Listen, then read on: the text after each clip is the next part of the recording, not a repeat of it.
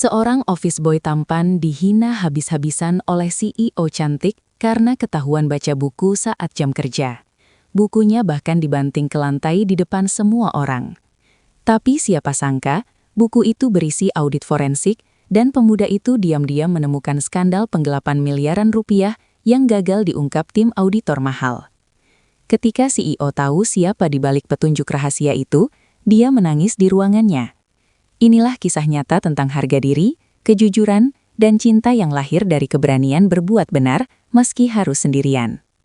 Namun sebelum cerita dimulai, kami doakan semoga sahabat yang sudah subscribe Novi Channel sehat selalu, murah rezeki, dipermudah segala urusannya, amin.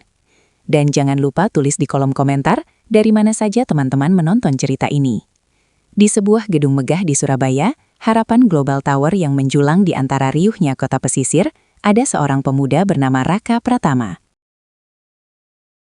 Di usianya yang baru 23 tahun, Raka bekerja sebagai office boy di lantai 35, tempat para eksekutif berlalu lalang dengan langkah cepat dan wajah tegang. Seragam abu-abunya sudah mulai luntur di bagian siku.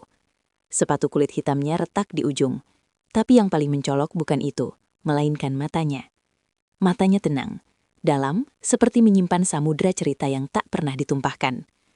Raka bukan orang biasa.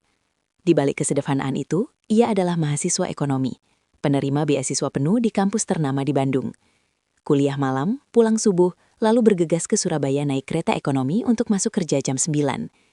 Ia rela menahan lapar, menunda mimpi, bahkan menelan harga diri demi satu tujuan. Mengumpulkan cukup uang untuk operasi ayahnya, seorang petani miskin di kampung halamannya di Blitar, yang sejak 2 tahun lalu terbaring lemah karena stroke berat. Setiap rupiah yang ia kumpulkan dari upah 2,5 juta per bulan, dari bonus kecil karena rajin, bahkan dari uang makan siang yang ia hemat, dicatat rapi di buku kecil bergambar daun jati. Dan di halaman terakhir buku itu tertulis satu kalimat. Ayah, aku janji aku akan bawa kamu ke RSUD Dr. Sutomo. Aku akan sembuhkan kamu bahkan kalau harus jadi office boy seumur hidup. Suatu pagi di awal musim hujan, langit Surabaya kelabu. Di dalam harapan Global Tower, suasana lebih suram lagi. Sekar Wijaya, sang eksekutor utama, baru saja keluar dari rapat darurat yang berakhir dengan ancaman. Investor utama akan menarik dana 2 triliun rupiah dalam 7 hari. Kecuali perusahaan bisa menjelaskan kebocoran dana internal yang mencapai 47 miliar. Sekar, janda muda di usia 32 tahun, dijuluki Ratu Es karena dingin dan tak pernah menunjukkan emosi, tiba-tiba merasa dunia runtuh. Suaminya meninggal 3 tahun lalu dalam kecelakaan kapal di Selat Madura, dan sejak itu ia mewarisi perusahaan ini dalam keadaan genting. Ia harus membuktikan pada semua orang, terutama Dewan Komisaris yang masih meragukannya, bahwa seorang perempuan muda bisa memimpin. Tapi, hari ini ia gagal. Ia keluar dari ruang rapat dengan tangan gemetar, jantung berdebar kencang, dan mata berkaca-kaca yang ditahan mati-matian. Di koridor lantai 35 yang sepi, ia melewati pantry kecil. Dan di sana matanya tertumbuk pada satu pemandangan. Raka duduk di kursi plastik dekat dispenser, membungkuk dengan konsentrasi penuh, sedang membaca sebuah buku tebal berwarna hitam. Ia begitu damai, seolah waktu berhenti di sekelilingnya. Padahal di luar sana perusahaan sedang terbakar. Sekar merasa dihina. Di saat aku hampir mati lemas, dia malah santai seperti di perpustakaan. Tanpa pikir panjang ia maju. Suara sepatu haknya beradu dengan marmer, keras tajam seperti palu vonis. Dan ketika Raka mendongak, terkejut, buku itu masih di tangannya. Sekar merebutnya dengan satu gerakan kasar. Ia membanting buku itu ke lantai. Bunyinya nyaring menggema, seperti suara hati Raka yang pecah. Buku itu terbuka di lantai. Beberapa halaman terlipat. Sampulnya bertuliskan analisis forensik keuangan, mendeteksi fraud dengan cross-verifikasi data. Bukan novel, bukan komik, tapi buku akademis tingkat master. Raka terdiam. Wajahnya memerah, tapi ia tak menangis. Ia hanya menunduk. Tangan mengepal di sisi tubuh, menahan rasa malu yang membakar. Karyawan yang lewat berhenti berbisik-bisik. Ada yang kasihan, ada yang tertawa kecil. Di sudut mata, Raka melihat Doni Hermawan, kepala operasional. Pria berjas mahal yang selalu senyum licik, berdiri di belakang Sekar, menyeringai. "Lihat Bu, udah saya bilang dia nggak serius kerja." Bisik Doni, suara rendah tapi cukup keras untuk didengar. Sekar mengangguk, lalu berkata dingin, "Kalau kamu ketahuan baca buku ini lagi di jam kerja kamu, saya pecat." Detik itu juga, setelah mereka pergi, Raka berjongkok. Perlahan ia ambil bukunya, seperti mengangkat jenazah sahabat. Ia usap debu dari sampulnya, merapalkan doa kecil dalam hati. "Ya Allah, jangan biarkan aku kehilangan pekerjaan ini. Ayah butuh obat besok." Ia peluk buku itu erat ke dada. Seakan itu satu-satunya sisa harga dirinya yang belum hancur. Tapi malam itu, saat Raka membersihkan ruang rapat eksekutif, nasibnya berubah selamanya. Di papan tulis putih masih tertinggal coretan dari rapat tadi. Data vendor cahaya abadi, dan pola aneh yang sama persis dengan studi kasus di bukunya. Raka mematung, matanya menyipit, tangannya berhenti mengelap. Ini bukan salah input. Ini tagihan ganda. Disembunyikan di 2 kuartal, 2 kode proyek berbeda. Jantungnya berdetak kencang. Ia tahu ini bukan kesalahan. Ini kejahatan. Dan tim auditor gagal menemukannya. Raka berdiri di hadapan papan tulis. Nafasnya berat. Di satu sisi, ia ingin diam saja. Aku cuma office boy. Siapa yang percaya? Tapi di sisi lain, suara ayahnya menggema. "Nak, jangan pernah takut pada kebenaran. Kalau kamu diam, kamu ikut berdosa."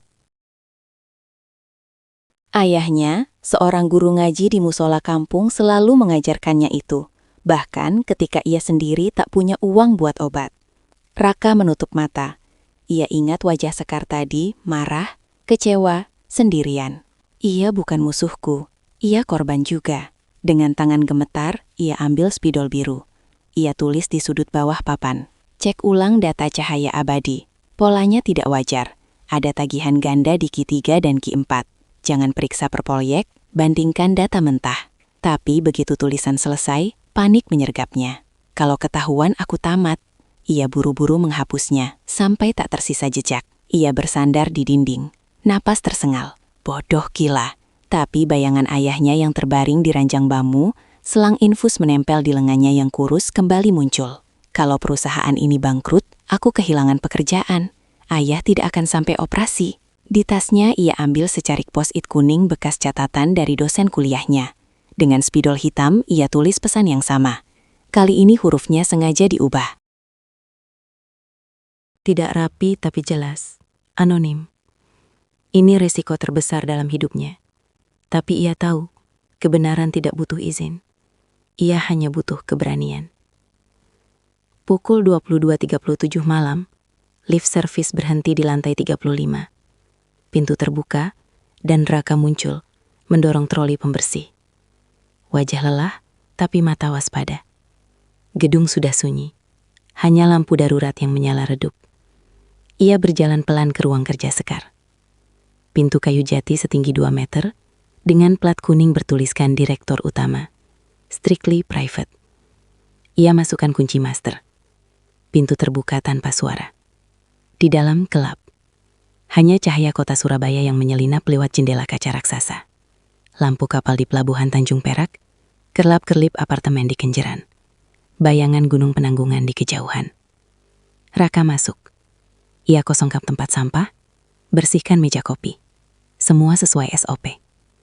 Tapi ketika berdiri di depan meja kerja Sekar, ia berhenti. Di sana laptop hitam mengilap tertutup. Mahal, canggih. Milik seorang ratu. Tangan Raka bergetar. Ia keluarkan kertas kuning dari saku. Ini saatnya ia menghela napas dalam. Dan gerakan cepat, ia tempelkan kertas itu tepat di tengah layar laptop. Tempat yang mustahil dilewatkan. Lalu ia mundur 1 langkah, 2 langkah. Ia menatap pasangannya seperti menatap takdirnya sendiri. Semoga ini benar. Semoga aku tidak salah. Ia keluar, mengunci pintu dan bergegas ke lift. Ia tidak tahu bahwa catatan kecil itu tidak hanya akan mengungkap penggelapan miliaran rupiah, tapi juga mengungkap dua hati yang selama ini terkubur oleh kesalahpahaman, kesombongan, dan rasa takut. Di luar hujan mulai turun. Rintik-rintik kecil membasahi jendela kaca. Di lantai 35, dalam kegelapan ada satu titik terang. Selembar kertas kuning yang diam-diam membawa cahaya kebenaran dan harapan. Pintu ruang kerja Sekar terbuka pelan. Raka masuk dengan langkah 1000. Wajah pucat, napas tersengal, tangan dingin berkeringat. Ia siap dipecat, siap diusir dari gedung ini, siap kehilangan satu-satunya sumber penghasilan yang bisa menyelamatkan ayahnya.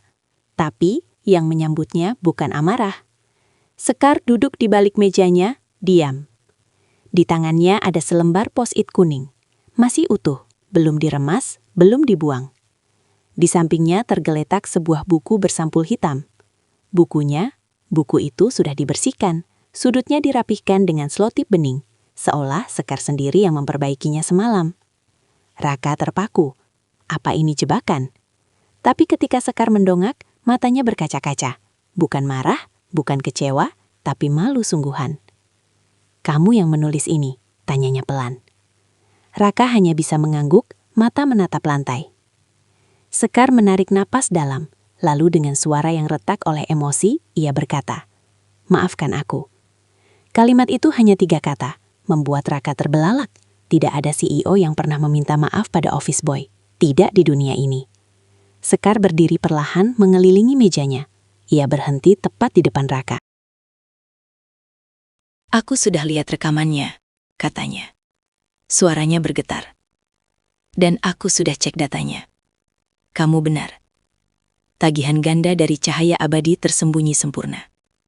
Tapi kamu menemukannya." Ia menatap Raka. Bukan sebagai bawahan, tapi sebagai manusia. "Siapa kamu sebenarnya?" Raka menelan ludah. Ini saatnya. Ia menarik nafas, lalu bicara perlahan. Jujur, tanpa dramatisasi. Ia bercerita tentang kampusnya di Bandung. Tentang beasiswa penuh karena ranking 1 selama 6 semester. Tentang rasa takutnya ketika dosen bilang, "Raka, kamu punya otak auditor tingkat dunia. Tapi jangan pernah biarkan dunia menilaimu dari seragammu." Ia bercerita tentang ayahnya. Seorang guru ngaji yang mengajar di musola kampung dengan honor Rp5.000 per bulan. Yang kini terbaring di rumah sakit kecil di Blitar. Selang oksigen menempel di hidungnya yang kurus. "Aku butuh pekerjaan ini," katanya. Suara serak. "Bukan karena aku tidak bisa kerja lain, tapi karena ini yang bisa aku lakukan sambil tetap kuliah." "Aku tidak mau membebani ayah dengan utang. Aku hanya ingin menyelamatkannya." Sekar diam. Air matanya jatuh. Pertama kalinya dalam 3 tahun, ia ingat suaminya, yang juga meninggal dalam diam tanpa sempat berpamitan. Ia melihat Raka bukan lagi office boy, tapi seorang pejuang. Di balik senyum kecilnya, ada ribuan malam tanpa tidur, ribuan kali naik turun kereta ekonomi, ribuan doa yang dipanjatkan di terminal Pasar Turi sebelum subuh. "Aku percaya kamu," kata Sekar. Tiba-tiba tangannya menepuk pelan bahu Raka. "Dan aku butuh bantuanmu, bukan sebagai office boy, tapi sebagai mitra. Kita harus buktikan ini dan kita harus tangkap dalangnya bersama." Malam itu, pukul 22, Gedung Harapan Global Tower sunyi. Tapi di lantai 35, ruang kerja Sekar menyala terang. Bukan lagi ruang rapat CEO yang kaku, tapi posko rahasia. Di atas meja, bukan lagi dokumen eksekutif, tapi kopi tubruk marem gelas plastik yang Raka bawa dari warung dekat kosnya, karena lebih enak dari Nespresso, katanya sambil tersenyum kecil. Sekar tertawa. Nyata tulus pertama kalinya dalam 3 tahun. Mereka bekerja berjam-jam. Raka duduk di kursi tamu, tapi kini meja kecil didorong ke sampingnya. Layar laptop Sekar diputar, biar bisa dilihat berdua. Tangannya lincah membuka command line, mengetik kode SQL sederhana yang tak diajarkan di kuliah, tapi dipelajari dari forum daring, dari PDF bocoran dosen luar negeri, Dari buku bekas yang ia beli di pasar Atom dengan harga 15.000. Sekar memperhatikannya. Cara ia mengernyit saat menemukan anomali, cara ia mengetuk jari 3 kali sebelum mengambil keputusan. Cara matanya menyala saat pattern itu akhirnya terlihat. Kita harus cek akses log server, bisik Raka. Siapa yang buat kode proyek fiktif itu pasti ada jejaknya di terminal ID. Sekar mengangguk. Ia memberikan akses super adminnya tanpa ragu. Trust. Dalam hitungan menit layar berkedip. User ID doni.hrm. Terminal lobby 34. Komen create project code david.089. Tanggal 10 April. 3 bulan sebelum proyek itu diajukan. Sekar memegang dadanya. Doni, kumamnya suara pecah. Orang yang selalu memujinya, yang bawa kue ulang tahun setiap tahun, yang bilang, Bu Sekar, saya rela mati untuk perusahaan ini, adalah ular yang menggigit dari belakang. Raka menatapnya. Dia sengaja buatmu marah padaku, agar tidak ada yang kamu percaya selain dia. Sekar menutup mata dan untuk pertama kalinya ia menangis di depan orang lain. Hari tiba, rapat Dewan Direksi di lantai 37 gedung paling atas, dengan pemandangan Selat Madura yang luas dan kapal-kapal kecil berlalu lalang seperti titik hitam di lautan biru. Doni duduk di samping Sekar. Dasi rapi, senyum percaya diri, siap menyampaikan temuan tim investigasinya. Kesalahan sistem, human error, vendor yang tidak kooperatif. Ia bahkan sudah siap menyalahkan bagian keuangan yang dipimpin perempuan senior, seorang ibu 2 anak yang baru saja kehilangan suaminya.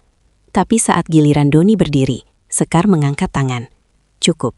Suara itu tenang, dingin, final, membuat semua orang diam.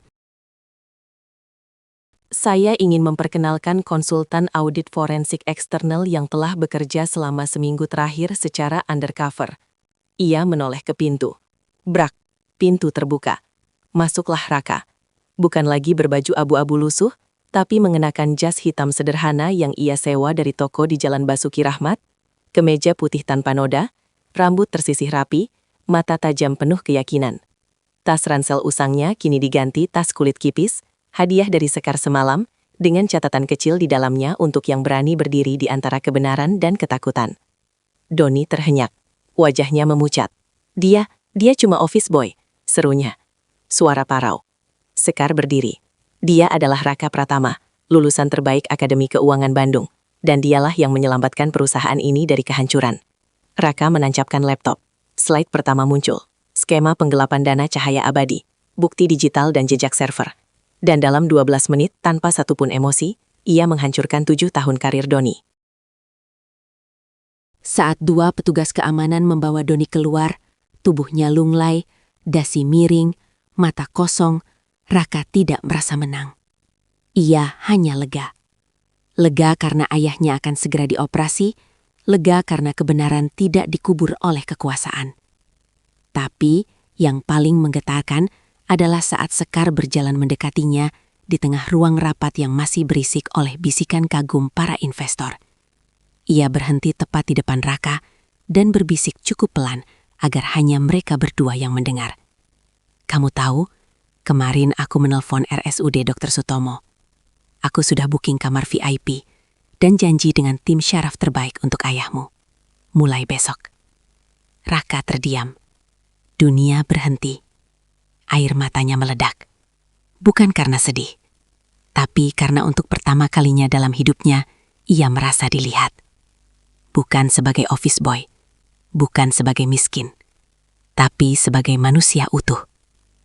Malam itu, di balkon lantai 37, di bawah langit Surabaya yang berbintang, mereka duduk berdua. 2 gelas kopi tanpa kata. Angin laut membawa aroma garam dan harapan. Sekar menatap ke arah pelabuhan Tanjung Perak. Kapal-kapal berlabuh setelah melintasi ribuan mil.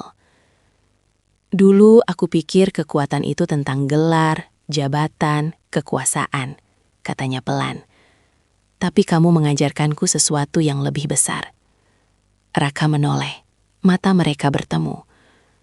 Kekuatan yang sejati adalah keberanian untuk tetap jujur meski seluruh dunia menyuruhmu diam.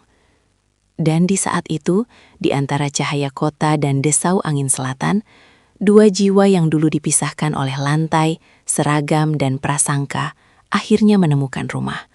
Bukan di gedung megah, tapi di hati satu sama lain.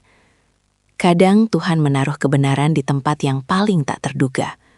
Di tangan seorang office boy yang diam-diam membaca buku audit forensik di pantry. Di balik senyum yang menahan rindu pada ayah yang terbaring sakit. Di balik harga diri yang rela dikorbankan demi cinta. Jangan pernah remehkan orang yang diam. Karena di balik diamnya mungkin sedang terjadi revolusi. Dan jika kamu sedang berjuang sendirian hari ini, teruslah berjalan. Karena suatu hari nanti seseorang akan membuka pintu, memandangmu dan berkata, "Maafkan aku salah menilaimu," dan disitulah hidupmu berubah. Ya,